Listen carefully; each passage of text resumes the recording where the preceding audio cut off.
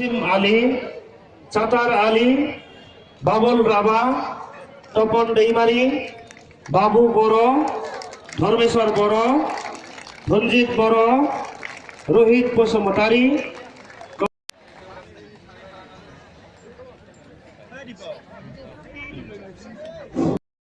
আমি যাত্ৰা কৰিম পৌৰ টাউনত। সেয়েহে সকলো আমাৰ গুৰু কৰ্মী সকলো নীতিবৃন্দসকলক যাতে অংশগ্ৰহণ কৰিবৰ কাৰণে বিনম্ৰভাৱে অনুৰোধ জনোৱা হ'ল। আমি পৰিৱৰ্তনৰ কাৰণে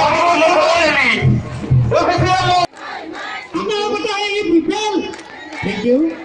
যিখিনি সম্বোধনা কৰিলোঁ তেওঁলোকক অলপ ছাইডত যাবৰ কাৰণে সলনি কৰিব পাৰোঁ। আজি আমি কি আশা কৰিছিলোঁ, যোৱা 17 বছৰে ভাৰত চৰকাৰ অসম চৰকাৰে যিবিলাক আঁচনি আজি এই অঞ্চলত দিছে সেই আঁচনিৰ সঠিক ৰূপায়ণ হ'ব লাগে বুলি আমি আশা কৰিছিলোঁ। আৰু ইয়াৰ বাহিৰে যিহেতু 5,000তকৈ অধিক কোটি টকা আহিলে এই টকাখিনি এটলিষ্ট দৰিদ্ৰ দুখীয়া মানুহৰ কিবা এটা হ'ব, মহিলাসকলৰ কিবা এটা হ'ব, আমাৰ খেতিয়কৰ কিবা এটা হ'ব, নিবনুৱাসকলৰ কিবা এটা ভাল কাম হ'ব, তেনেকুৱা চবে আশা কৰিছিলে। কিন্তু চাওঁতে চাওঁতে 17 বছৰ পাৰ হৈ গ'ল। BPFৰ নেতা পালি নেতাই আজি ইয়াত উঠি ৰজা বহি ৰজা হৈ থাকিল, গোটেই প্ৰশাসনটো নিজৰ পকেটত লৈ চলিল, কিন্তু ৰাইজে একো নাপালে। এইকাৰণে প্ৰথমতে এই প্ৰশাসনটো ৰাইজৰ ওচৰলৈ আনিব লাগিব। এইটো কাৰো পকেটত থাকিব নোৱাৰে। এই প্ৰশাসন ৰাইজৰ প্ৰশাসন, এই কামটো আমি 5 বছৰত কৰিব লাগিব। ইয়াত কোনোবাই আজি দাদাগিৰি কৰি, ইয়াত কোনোবাই উঠি ৰজা বহি ৰজা কৰিছে, কোনোবা জাতি জনগোষ্ঠীক ধমকি দি পেলাই দাদাগিৰি কৰি পেলাই তেখেতসকলে ভোট লৈ পেলাই নিজৰ কাম কৰি আছে। আজি সেই জাতি জনগোষ্ঠী তেখেতসকলৰ কব্জাৰ পৰা ওলাই আহিব লাগিব আৰু ভাল এটা ৰাজনীতিক এটা গণতান্ত্ৰিক বাতাবৰণ সৃষ্টি কৰিব লাগিব, য'ত দুখীয়া মানুহ সকলো পিছপৰা শ্ৰেণীৰ মানুহ একেলগে কাম কৰিব পাৰে, তেনেকুৱা এটা পৰিৱেশ পৰিস্থিতি সৃষ্টি কৰিব লাগিব। সেইকাৰণে আমি এটা আঁচনি তৈয়াৰ কৰিছোঁ যে এই UPPL চৰকাৰ অহাৰ লগে লগে দুৰ্নীতি ভ্ৰষ্টাচাৰটো বন্ধ হ'ব লাগিবই। ইয়াৰ লগে লগে যিসকলে দুৰ্নীতি ভ্ৰষ্টাচাৰ কৰিছে সেইসকলে আইনগতভাৱে শাস্তি পাব লাগিব। আইওৱা ঘৰ জব কাৰ্ডৰ কামবিলাক কৰা নাই, আইওৱা ঘৰ জব কাৰ্ডৰ কামবিলাক যিসকলে কৰা নাই অতি শীঘ্ৰে যাতে জব কাৰ্ড ঘূৰাই দিয়ে। আৰু জব কাৰ্ডৰ নামত যিয়ে 1000 টকা পাব লাগে তাক 100-200 টকা দিছে, যিয়ে 10,000 পাব লাগে তাক 1,000 দিছে, সেই পইচাবিলাক চব ঘূৰাই দিব লাগিব। জব কাৰ্ড মানে যিবিলাক ৰেচন কাৰ্ড, দুখীয়া মানুহৰ ৰেচন কাৰ্ড চবকে দিব লাগিব। আজি দুখীয়া মানুহৰ ৰেচন কাৰ্ড তেখেতসকলে মানে নিদিয়াকৈ থৈ দিয়াটো এইটো এটা অপৰাধ হৈছে। এইবিলাকত পইচা ল'ব নোৱাৰে, এইটো ৰাইজৰ প্ৰাপ্য, নাগৰিকসকলৰ প্ৰাপ্য। আৰু ইয়াৰ লগে লগে চেল্ফ হেল্প গ্ৰুপবিলাকক আমি শুনো ওদালগুৰি জিলা ইলেকশ্যন আহিলে বোলে 5,000 2,000 টকা যাচি দিয়ে আৰু ভোট আদায় কৰে। আমাৰ মহিলাসকল সবলীকৰণ হ'ব লাগিব, কিয়নো অৰ্থনীতি পুৰুষ আৰু মহিলা দুয়োটাই অংশগ্ৰহণ কৰিলে আগবাঢ়ি যাব।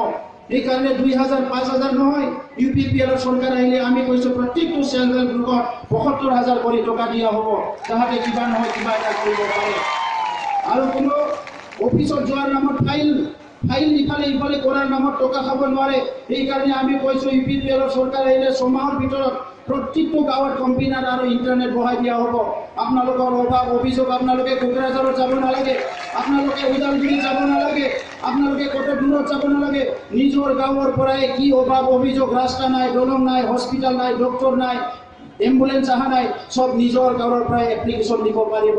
এইটো মানে চৰকাৰলৈ গৈ পাব। সেইকাৰণে ৰাইজ এতিয়া চবে পৰিৱৰ্তনলৈ আগবাঢ়ি আহক। এবছৰ নহয়, 2 বছৰ নহয়, 17 বছৰ আমি ইহঁতক চলোঁ। 17 বছৰ এটা ইণ্ডাষ্ট্ৰী বনাব নোৱাৰিলে, আজি বাঁহ বেতৰ ইণ্ডাষ্ট্ৰী বনাব পাৰে ইয়াতে।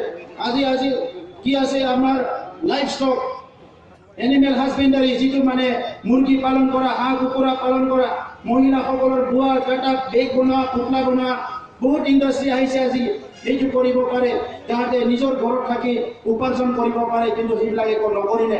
সেইকাৰণে আমি পৰিৱৰ্তন অনাৰ লগে লগে এই স্মল স্কেল ইণ্ডাষ্ট্ৰী, কটেজ ইণ্ডাষ্ট্ৰীটো ৰাইজলৈ আনিব লাগিব, যাতে নিজৰ ঘৰতে কিবা এটা উপাৰ্জন কৰি খাব পাৰে। তাৰপিছত ৰাইজ মই বিশেষ কথা ক'ব বিচৰা নাই, আপোনালোকে ইতিমধ্যে চব গম পাইছে। পৰিৱৰ্তনৰ কাৰণে গোটেই BTRত ৰাইজে উঠি পৰি আহিছে। আজি যেনেকৈ যোগদান কৰিলে UPPLত, কোনো এটা দল সংগঠন নাই যাৰ পৰা UPPLত যোগদান কৰিবলৈ অহা নাই। যি জনগোষ্ঠীৰ লগত বড়োসকলৰ সম্বন্ধ বেয়া হৈ গৈছিলে, এই ৰাজনৈতিক নেতাবিলাকৰ কাৰণে এই জনগোষ্ঠীবিলাকৰ লগত লাহে লাহে আমাৰ সম্বন্ধ মধুৰ হৈ আহিছে, ভাল হৈ আহিছে। আৰু মই এই কথাই ক'ব বিচাৰিছোঁ, অকল বড়ো বা কোনোবা জনগোষ্ঠী ইয়াত জীয়াই থাকিব নোৱাৰে। আজি আমি চবে প্ৰথমতে আমি ভাৰতৰ নাগৰিক, ইয়াৰ পিছত আমি অসমৰ বাসিন্দা, ইয়াৰ পিছত আমি বিটিআৰৰ বাসিন্দা। আৰু বিটিআৰৰ বাসিন্দা হিচাপে ভূমিৰ অধিকাৰ চবে পাব লাগিব, ৰাজনৈতিক অধিকাৰ, সামাজিক অধিকাৰ চবে পাব লাগিব। এই কামখিনি আমি কৰিব লাগিব। ইয়াত আৰু ধৰি ৰাখি লাভ নাই। আমি ইয়াত যিমান জনগোষ্ঠী আছে আমি চবে দাদা ভাই।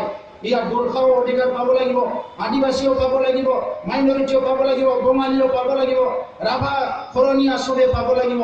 সকলো জনগোষ্ঠী যাতে সমানে আগবাঢ়ি যায়, এই কামখিনি আমি কৰিব লাগিব। আমি কৈছোঁ প্ৰথমতে আমি চৰকাৰ গঠন কৰাৰ পিছত ৰিক্সাৱালা, ঠেলাৱালা, মদ বিক্ৰী কৰা মানে কোনোবা খৰি বিক্ৰী কৰি আছে, সেই মানুহখিনি প্ৰথমতে চাব লাগিব যাতে ইহঁতে মানুহ হিচাপে জীয়াই থাকিব পাৰে। তাৰপিছত বাকী মানুহখিনি চাব লাগিব।